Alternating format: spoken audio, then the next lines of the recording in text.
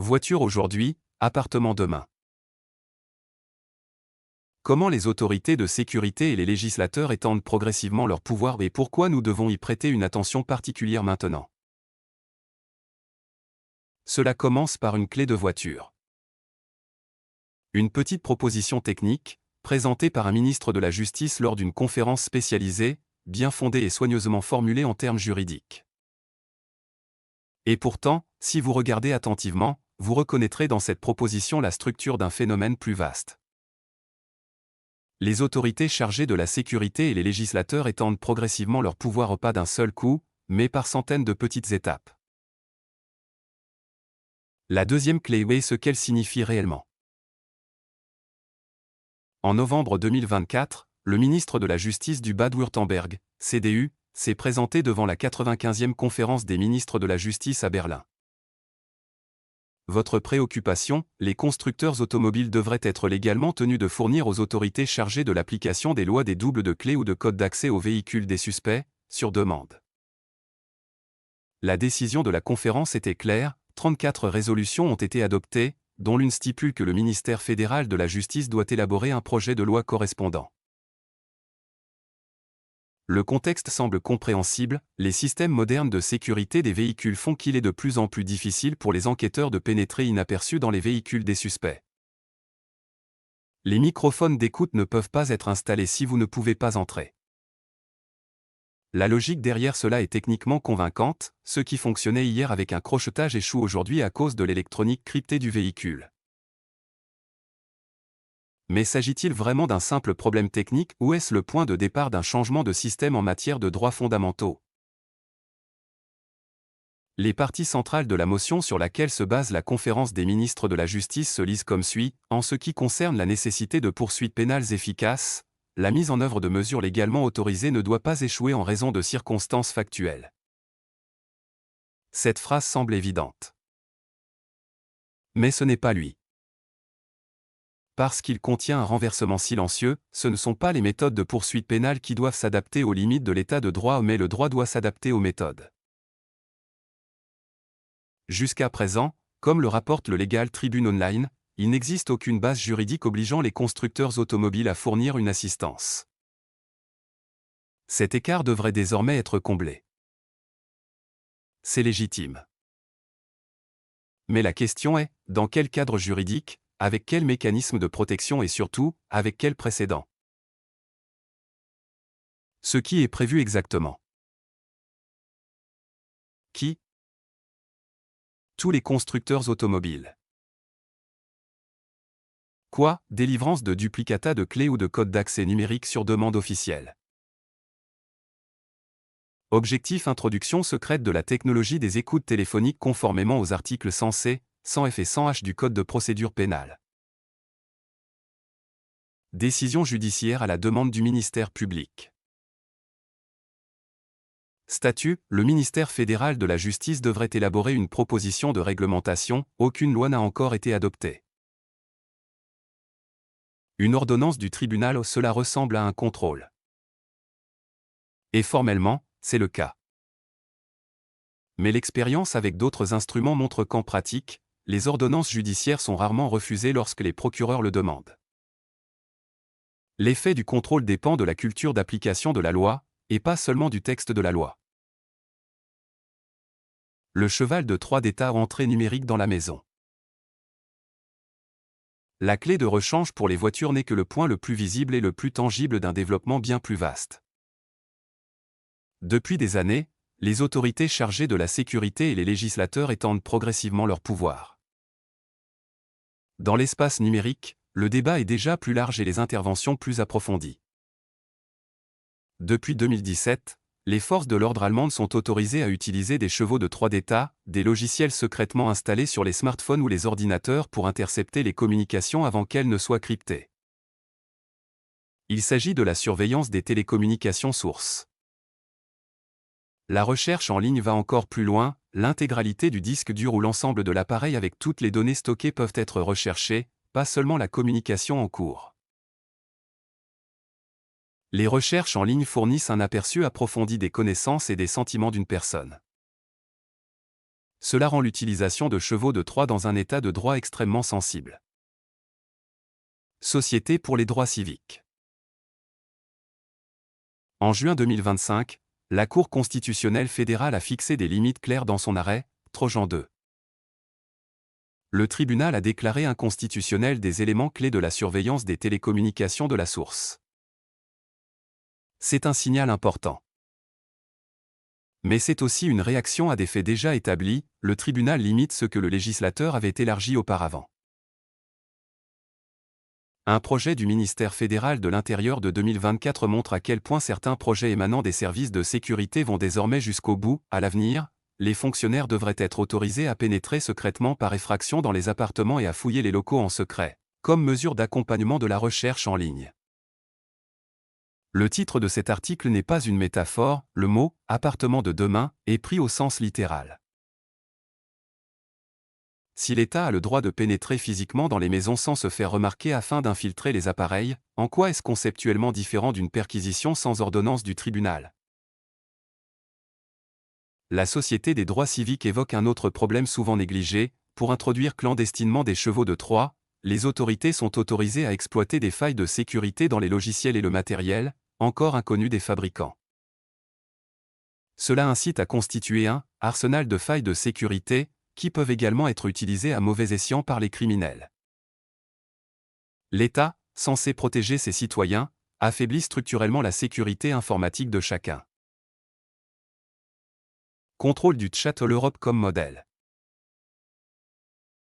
Quiconque croit que de telles évolutions sont un phénomène purement allemand se trompera au niveau européen. Depuis 2022, la Commission européenne tente de faire respecter une réglementation sur le contrôle du chat. Les services de messagerie tels que WhatsApp, Signal ou Trima devraient être obligés d'analyser automatiquement toutes les communications privées de leurs utilisateurs. Le but affiché: détecter la pédopornographie. La cible est moralement irréprochable. Ce n'est pas la méthode. Le service de recherche du Bundestag a conclu que la proposition était incompatible avec la Charte des droits fondamentaux de l'UE. En particulier, l'article 7 sur le droit au respect de la vie privée, l'article 8 sur la protection des données personnelles et l'article 11 sur la liberté d'expression sont affectés. Et plus fondamentalement encore, chaque message serait scanné, sans soupçon, sans décision de justice. Il s'agirait en fait d'une surveillance de masse sans raison, ce qui contredirait structurellement le principe de proportionnalité. Contrôle du chat, État février 2026. La proposition initiale de la Commission européenne a échoué à plusieurs reprises. En octobre 2025, une proposition de compromis de la présidence danoise du Conseil n'a pas trouvé de majorité suffisante. L'Allemagne a refusé. Le projet est donc pour l'instant hors de question mais pas enterré.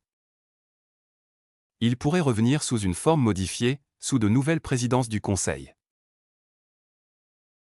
Dans quelle mesure l'espace privé serait-il préservé dans la vie numérique si les autorités gouvernementales étaient autorisées à saper systématiquement le chiffrement de bout en bout ou la base technique de la communication confidentielle? La loi fondamentale, instrument flexible ou bouclier de protection stable? La loi fondamentale a été délibérément créée en 1949 en réaction aux expériences du Troisième Reich et de la République de Weimar. Il ne voulait pas de dictature majoritaire, pas de pouvoir exécutif incontrôlé, pas de droits fondamentaux pouvant être suspendus en temps de crise. Depuis lors, la loi fondamentale a été modifiée plus de 60 fois. Bon nombre de ces changements sont factuellement justifiés et ne posent aucun problème. Mais dans l'ensemble, une image différente se dessine. L'article 13 de la loi fondamentale, sur l'inviolabilité du domicile, a été délibérément formulé en termes absolus après 1945, l'État ne peut pas envahir secrètement.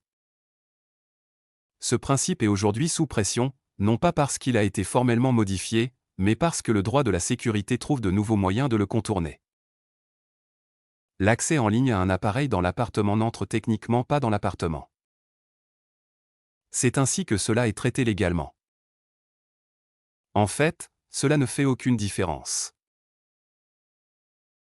Le droit à l'autodétermination informationnelle protège les individus contre la collecte par l'État de données illimitées à leur sujet. Quiconque ne sait pas qui c'est quoi à leur sujet ne peut pas exercer sa liberté de manière autodéterminée. Cour constitutionnelle fédérale, arrêt du recensement de 1983 en conséquence.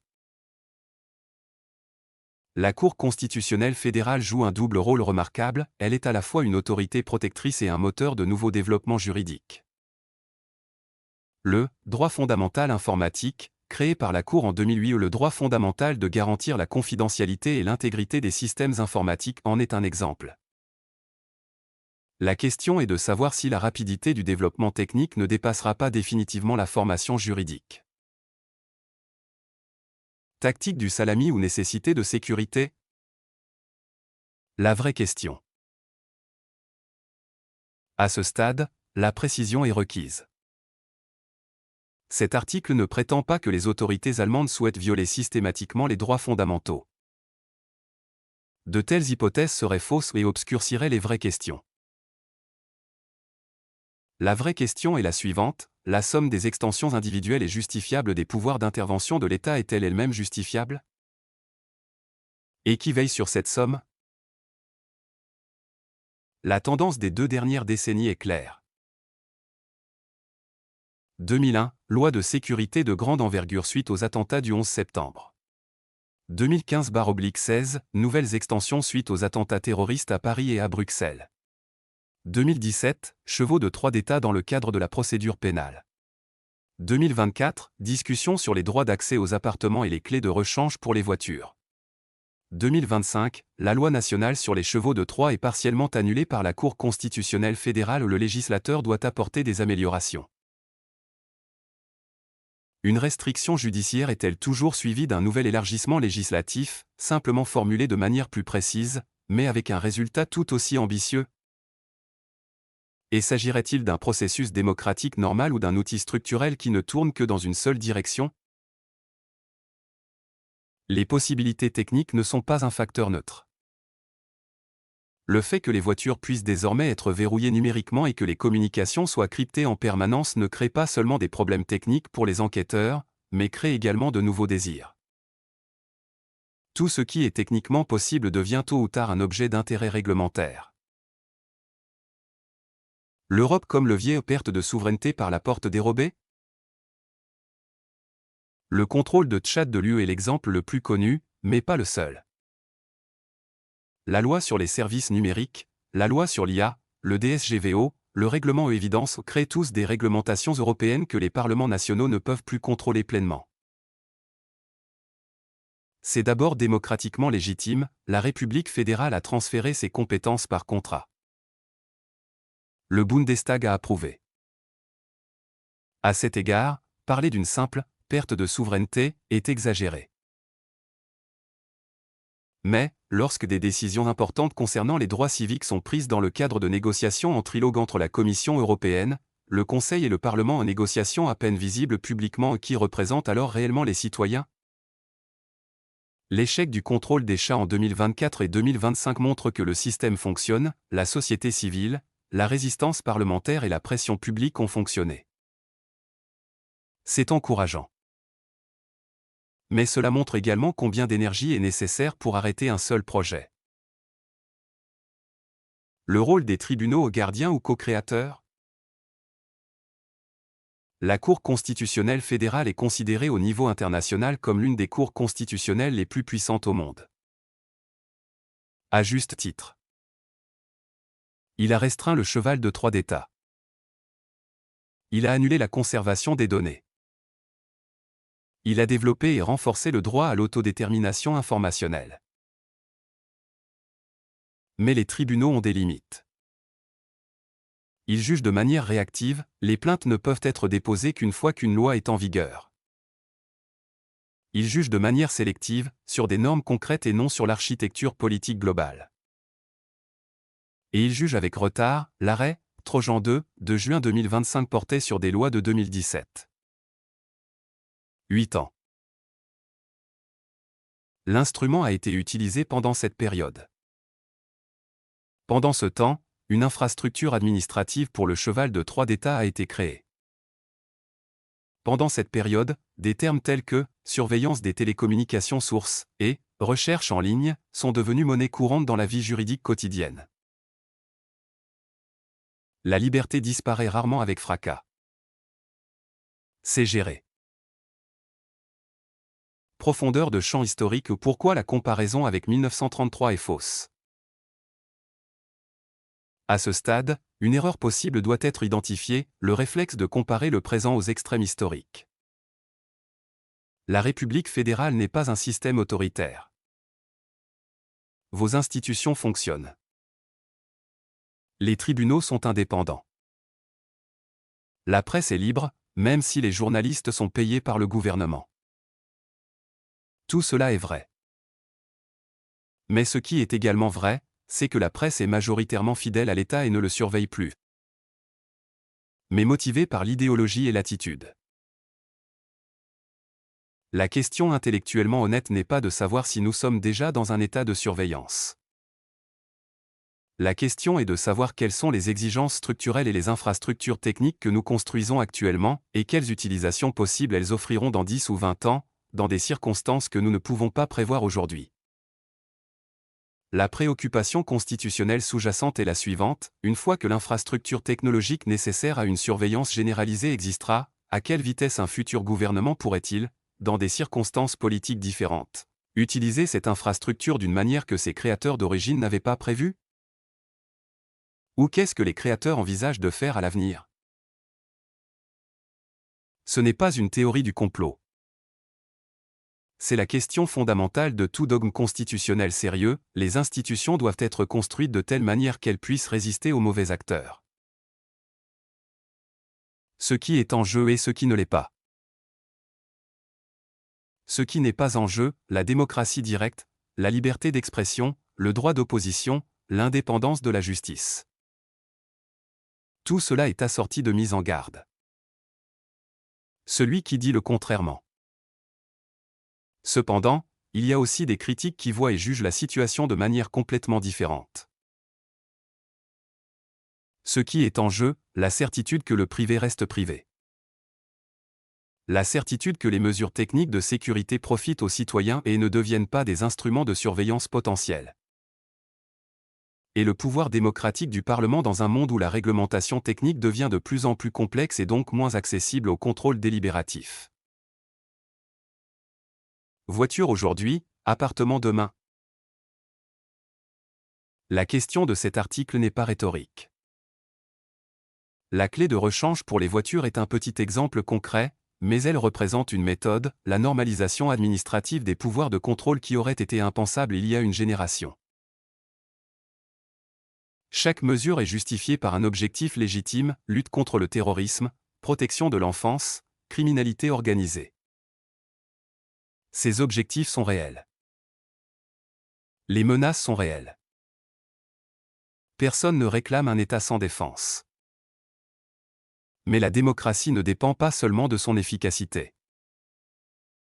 Il prospère grâce à ses limites. Ce pouvoir contrôle, cela justifie les interventions, que les citoyens sont protégés non pas malgré l'État, mais à travers la construction de l'État. La loi fondamentale de 1949 était une tentative de créer exactement cette construction. Non pas comme un monument rigide, mais comme un mécanisme vivant d'autolimitation. Jusqu'où ce mécanisme pourra-t-il aller sous la pression des possibilités technologiques et des impératifs de la politique de sécurité? Telle est la question constitutionnelle de notre époque. Et cela ne sera pas décidé lors d'un grand jugement. Cela se décide dans 1000 petites résolutions, projets de loi et conférences des ministres de la Justice. La clé de rechange de la voiture en fait partie. Le Parlement restera-t-il une force déterminante ou deviendra-t-il de plus en plus l'organe exécutif d'architecture réglementaire complexe? Les juges ne répondront pas à cette question. Il est donné par le citoyen. Ou ils ne seront pas donnés. Analyse critique du système février 2026. Source et preuves. Legal Tribune Online, novembre 2024, décision Jumicao sur l'ouverture des véhicules OES Online, 29 novembre 2024, ministre de la Justice deuxième clé au cours constitutionnel fédéral, 24 juin 2025, arrêt, cheval de Troie 2, Society for Freedom Rights, plainte constitutionnelle cheval de Troie d'État au blog constitutionnel, juin 2024, analyse du contrôle des chats au commissaire fédéral à la protection des données, avis sur le contrôle des chats au service scientifique du Bundestag. Rapport sur le contrôle des chats au netspolitique.org. Projet de loi sur la loi sur l'entrée dans les appartements BKA au BKA.de. Source de surveillance des télécommunications et recherche en ligne. Si vous avez aimé cet article, n'hésitez pas à liker, commenter et partager cet article. Merci beaucoup et bon week-end.